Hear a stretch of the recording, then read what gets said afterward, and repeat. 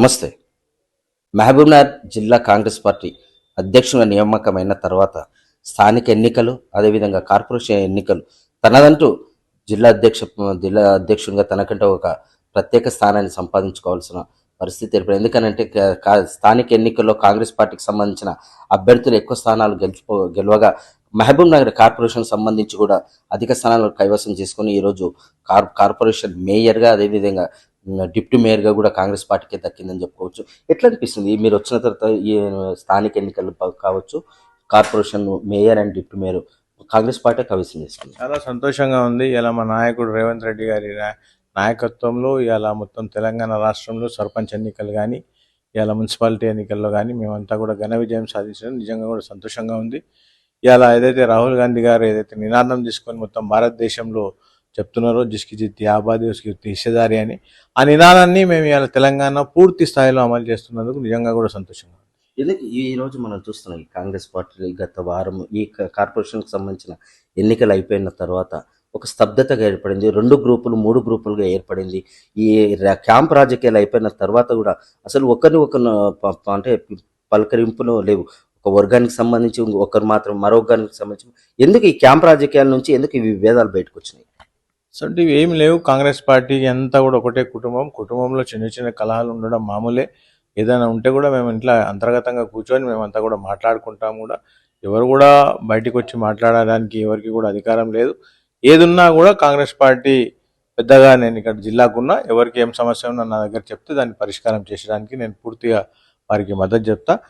అనవసరమైన వివాదాలు చేసుకొని కాంగ్రెస్ పార్టీని బదనాం చేసే విధంగా ఇలా కొంతమంది ప్రయత్నిస్తుంటే వారు అసలు చేయొద్దు. ఏదున్నా కూడా ఇది కుటుంబం, కాంగ్రెస్ పార్టీ అంతా కూడా ఒక కుటుంబం. అందరం కూర్చొని మాట్లాడుకుందాం. ఏదైనా సమస్య ఉంటే దాన్ని తప్పకుండా సాల్వ్ చేసుకుని ప్రయత్నం చేద్దాం. కానీ ఎటువంటి విభేదాలు లేవు మాకు, అంతే ఎటువంటి గ్రూపులు లేవు. అంతా కూడా ఏదైనా కూడా మాకు అంతా కూడా అధిష్టానం, కాంగ్రెస్ పార్టీ అధిష్టానం, పిసిసి అధ్యక్షతన జరుగుతుంది. ఏదైతే పిసిసి ఇక్కడ చెప్తారో అదే నడుస్తుంది తప్పితే ఇక్కడ ఎవరిది సొంత నిర్ణయాలని ఏది ఉండదు. నాదైనా కానీ ఎవరిదైనా కానీ ఏది చేసినా ఏ ఆదేశాలు అయితే పిసిసి ఇక్కడ ఇస్తుందో ఎమ్మెల్యే గారికి కానీ నాకు కానీ పార్టీలో ఉన్న ఎవరికి కానీ ఆ ఆదేశాల ప్రకారమే ఇక్కడ ఏది జరిగినా వారి ఆదేశాల ప్రకారమే జరుగుతుంది. మరొక 3 రోజుల క్రితం ఏదైతే బాహాటంగా ఏదైతే ఎంపీ వెంకటేష్ కావచ్చు, లక్ష్మణ్ యాదవ్ కావచ్చు, మిగతా నాయకులు వీళ్ళంతా వచ్చి రాష్ట్రానికి సంబంధించిన ఒక నేత ఇక్కడ అతను అంత పూర్తిగా అంటే ఓటమికి కారణాలు అవన్నీ చెప్పడం జరిగింది. మీరు కూడా విన్నరు ఆ మీడియా, అది కూడా కాంగ్రెస్ పార్టీ కార్యాలయం కేంద్రంగా జరిగింది. ఏమంటారు దానికి? ఈ మాట నాకు ఎమ్మెల్యే గారు ముందట, ఎంపీ వెంకటేష్ గారు ఏదైతే టీవీ ముందట మాట్లాడినరో, ప్రెస్లో మాట్లాడినరో ఆ మాటలు ఎమ్మెల్యే గారు నా ముందట మాట్లాడడం జరిగింది.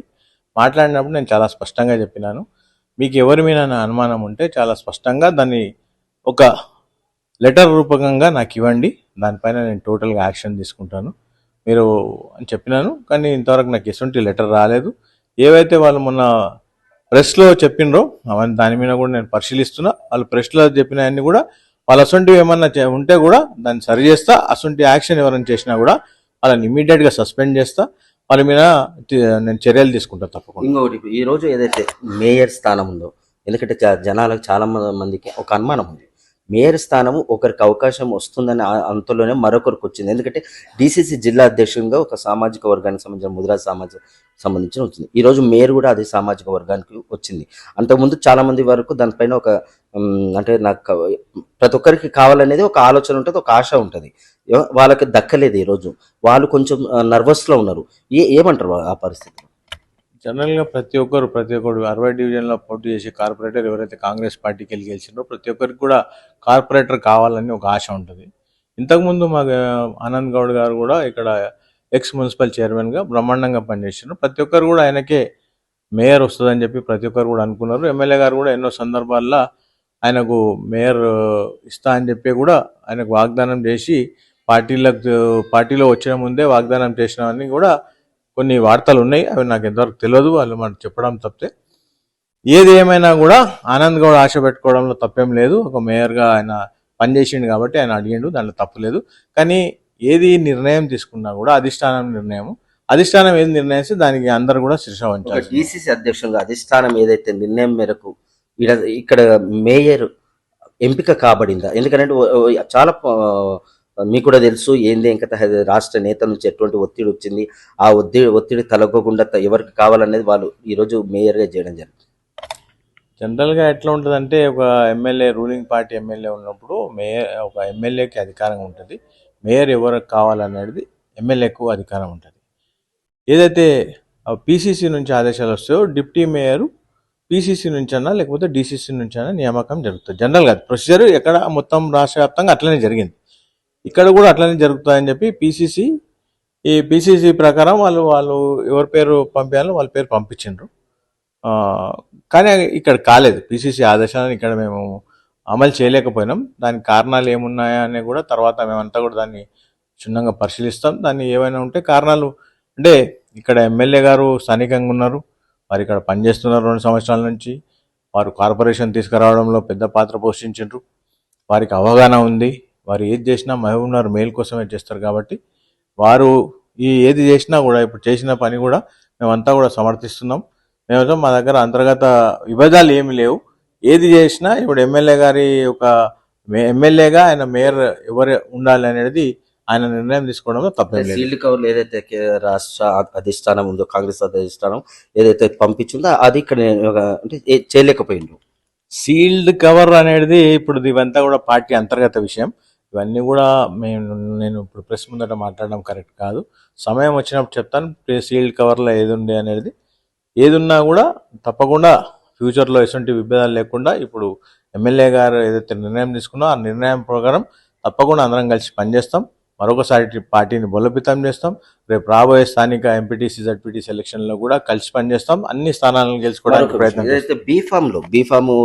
బీఫామ్ ఇచ్చే విధానంలో కూడా ఒక పేరు ఉంటే మరొక పేరు అంటే ఒకటి అది లేకపోతే ఇది లేకపోతే అది, అటువంటి పేర్లో మార్పులు కూడా జరిగినాయి అనేది కూడా ఒకటి ఉంది. ఇప్పుడు ఇక్కడ మార్పులు అనేవి ఏం జరగవు. ఇక్కడ బీఫామ్ అనేది పీసీసీ నుంచి వస్తుంది. పీసీసీ ఎవరికైతే ఆదేశించి ఎవరికైతే బీఫామ్లో పీసీసీ వారు సూచించిన పేరు రాసి ఇవ్వడం వరకే మా వంతు. పీసీసీ ఎందుకంటే పీసీసీ ఇస్ మై బాస్. ఇలా పీసీసీకి ఇలా మొత్తం అనుసంధానంగా నేను ఇక్కడ ఉండి పీసీసీకి అక్కడి నుంచి ఇక్కడ ఏవైతే కార్యక్రమాలు జరగాలో ఆ కార్యక్రమాలు జరగడంలో నేను వారికి పూర్తి స్థాయిలో జిల్లాలో అన్ని దగ్గర జిల్లా అధ్యక్షునిగా నేను అంతా కూడా ఇక్కడ చూసుకుంటాను పీసీసీ తరఫున. ఇలా పీసీసీ వారు ఏదైతే బీఫామ్ పంపించారో వాళ్ళు నేను ఇక్కడ పంపించడం వాస్తవం. పీసీసీ వారు పంపించిన ప్రకారం ఇక్కడ మేము సబ్మిట్ చేయడం వాస్తవం. కానీ దాంట్లో ఏది ఉంది ఏముంది అనేది దాన్ని ఇప్పుడు మేము ఇంత కూడా ప్రెస్లో చెప్పలేము. నేను ఇప్పుడు తర్వాత నేను సమయం వచ్చినప్పుడు చెప్తాను ప్రెస్లో. పాలమూరు ప్రజలకు ఏం చెప్పాలనుకో, జిల్లా అధ్యక్షునిగా ఏం చెప్పాలనుకుంటున్నాను? పాలమూరు ప్రజలకు అందరికీ కూడా నేను మొట్టమొదటిగా ధన్యవాదాలు చెప్పదలుచుకున్నాను. ఎందుకంటే చాలా మంచి నిర్ణయాన్ని అలా ఇచ్చిండ్రు. కాంగ్రెస్ పార్టీ మీద నమ్మకం పెట్టుకొని, మా ముఖ్యమంత్రి గారి మీద నమ్మకం పెట్టుకొని, మా ఎమ్మెల్యే గారి మీద నమ్మకం పెట్టుకొని, కాంగ్రెస్ పార్టీ అధిష్టానం మీద నమ్మకం పెట్టుకొని ఇలా మంచి తీర్పు ఇలా పాలమూరు ప్రజలు మాకు అందించడం జరిగింది. వారికి నేను మొట్టమొదటిగా కృతజ్ఞతలు తెలుపుతున్నాను.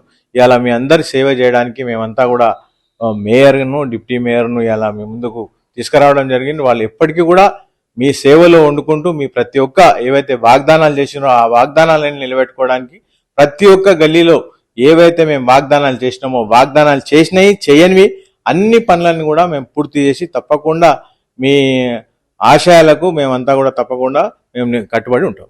ఇది ఇక్కడ ఉన్న విషయం. ఏదేమైనప్పటికీ అధిష్టానం ఏదైతే నిర్ణయం తీసుకుందో మేయర్ విషయంలో అది మాత్రం ఇక్కడ జరగలేదంటూ కూడా జిల్లా అధ్యక్షులు చెప్తున్నారు. అదేవిధంగా బీఫామ్ల విషయంలో కూడా తప్పిదాలు జరిగినాయి. అది ఇప్పుడు కాదు, భవిష్యత్తులో మీడియా ముందుకు వచ్చి అన్ని నిజాలు బయట వెలుగులోకి తీసుకొచ్చి మేము ముందు వచ్చేటట్టు జిల్లా అధ్యక్షుడు సంజీవ్ ముదిరాజ్ పేర్కొంటున్నారు. మహబూబ్నగర్ నుంచి మన తొలివెల్లి కోసం మీ మధు.